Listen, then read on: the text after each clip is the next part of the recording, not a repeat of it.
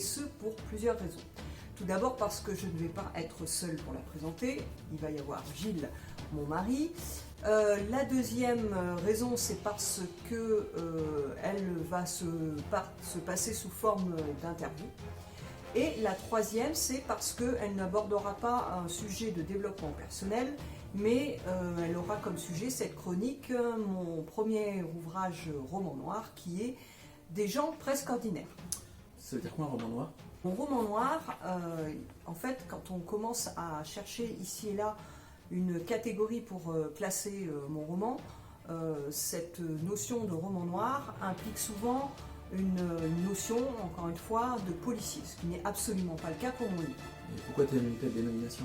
Parce que c'est celle qui, à mon sens, lui correspond le mieux, parce que pour moi, un roman noir, c'est une histoire sombre dans laquelle évolue, dans laquelle évoluent des gens ordinaires comme toi et moi. D'accord. Et c'est quoi la spécificité de ces gens et de ces personnages? Aucune. Pour ma part, mes personnages sont monsieur et madame tout le monde qui évoluent dans la vie avec leur part d'ombre tout autant que leur part lumineuse. Nathalie, tu le résumerais comment ce livre? Alors, je le résumerai comme une rencontre de gens ordinaires qui, de par leur passé, leur histoire, mais aussi leur personnalité, vont basculer et connaître des destinées tragiques. Est-ce que ça veut dire qu'ils ont des côtés sombres? Oui, tout à fait. Ce qui implique que chacun de nous peut un jour ou l'autre basculer et commettre un acte irréversible sans que rien n'ait pu le laisser présager auparavant.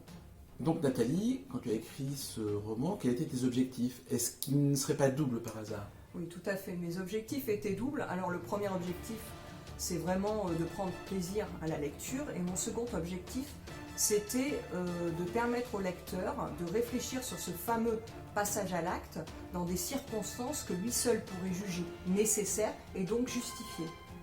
Est-ce que justifier, ça veut dire pardonnable? Je ne sais pas. À chacun de faire son idée en son âme et conscience. Moi, tout ce que je sais, c'est que dans ce genre de circonstances, c'est vraiment à la justice de trancher. Alors moi, c'est vrai que quand j'ai relu ce livre, honnêtement, je me suis posé plein de questions. Dans l'enchaînement de ton écriture, comment tu as réussi à faire interroger le lecteur? Parce que tout au long de mon ouvrage, j'ai disséminé ça et là des chapitres qui sont nommés en aparté justement pour faire s'interroger le lecteur.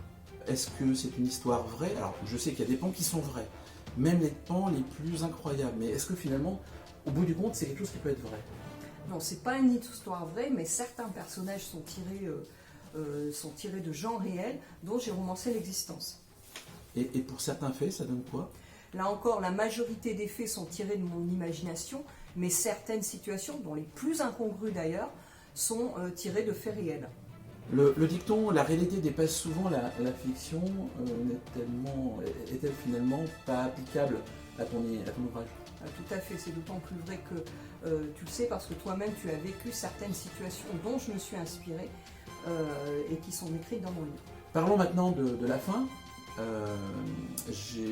Moi, honnêtement, quand j'ai lu la fin, j'ai eu une vision. Toi, tu en avais une autre finalement quand tu as lu la fin, et d'autres personnes qui ont lu ce livre en avaient une autre. Qu'est-ce que tu peux nous dire sur ce sujet? Et notamment cette fameuse fin ouverte. Voilà, tout à fait. Avec cette fin ouverte, mon objectif, c'est vraiment ce que tu as dit, c'est-à-dire que j'ai vraiment voulu laisser le lecteur définir comment la fin se dessine. Ah oui, ça finit comment alors? Je ne souhaite pas en dire plus, sinon ce serait pas drôle. Je laisse à ceux qui en ont envie d'acheter mon ouvrage et puis de se faire leurs propres idées. D'accord, donc finalement, à la fin de cet ouvrage, tout le monde peut avoir son propre point de vue. Exactement, et moi ce qui est intéressant dans le fait d'avoir chacun son point de vue, c'est aussi de pouvoir partager ce point de vue selon ses propres opinions et selon ses propres convictions avec ceux qui l'ont eu, sa femme, son mari, ses amis, etc. Je sais que tu es en train de finaliser un deuxième ouvrage, le roman noir. Est-ce que finalement la fin ne sera pas du même acabit ou finira de la même façon? Exactement, alors ça c'est un petit peu un scoop. Ce deuxième roman noir s'appellera Le silence des apparences et lui aussi se dessinera avec une fin ouverte. Est-ce que tu as une date de sortie alors?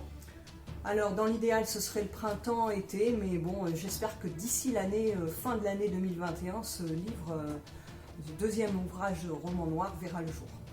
Bah écoutez, je pense que cette interview arrive à sa fin. Je vous remercie beaucoup pour le temps passé à visionner cette vidéo. N'oubliez pas de retrouver tous les ouvrages de Nathalie sur nathalielegrand.fr. Et puis d'ici là, Prenez soin de vous.